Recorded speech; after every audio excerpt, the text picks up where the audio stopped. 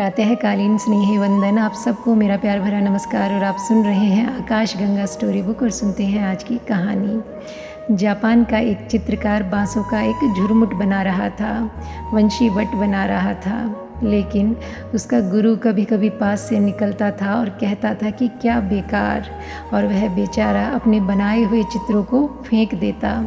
फिर एक दिन वह गुरु के पास जाता है कि मैं कितना भी सुंदर बनाता हूँ, लेकिन तुम हो कि कह देते हो कि बेकार और मुझे फाड़ना पड़ता है, तो मैं क्या करूँ।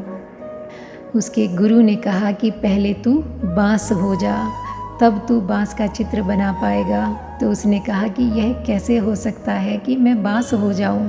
तो उसके गुरु ने कहा कि तू जा, आदमी की दुनिया को छोड़ दे, बांस की दुनिया में चला जा, उन्हीं के पास बैठना, उन्हीं के पास सोना, उनसे बातचीत करना, उन्हें प्रेम करना, उनको आत्मसात करना, उनको पी जाना, उनको खून और हृदय में घुल जाने देना।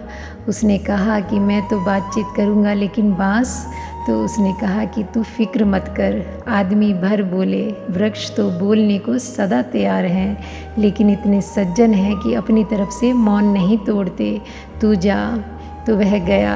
1 वर्ष बीत गया, 2 वर्ष बीते, 3 वर्ष बीते। तो गुरु ने खबर भेजी कि जाकर देखो कि उसको क्या हुआ है। तो ऐसा लगता है कि वह बांस ही हो गया है। आश्रम के अंतेवासी खोज करने गए।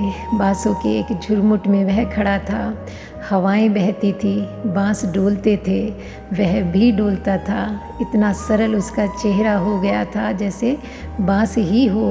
उसके डोलने में वह लोच थी जो बांसों में है। जैसे हवा का तेज झोंका आता और बांस झुक जाते, ऐसे ही वह भी झुक जाता। कोई रेजिस्टेंस, कोई विरोध, कोई अकड़ जो आदमी की ज़िंदगी का हिस्सा है नहीं रह गई थी।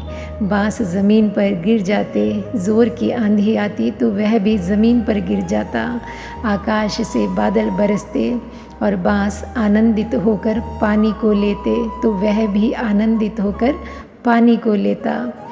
लोगों ने उसे पकड़ा और कहा कि वापस चलो, गुरु ने स्मरण किया है, अब तुम वह बांस के चित्र कब बनाओगे। तो उसने कहा लेकिन अब चित्र बनाने की ज़रूरत भी ना रही, अब तो मैं खुद ही बांस हो गया हूँ।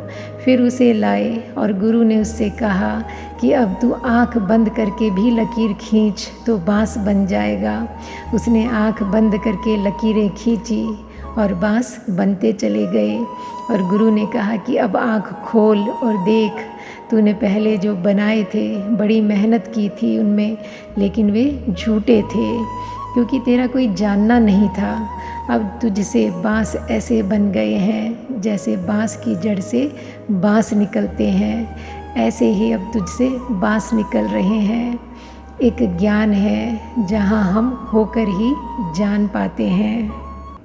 और आज के लिए बस इतना ही। मिलते हैं फिर एक नई कहानी के साथ। तब तक के लिए thank you God and thank you universe.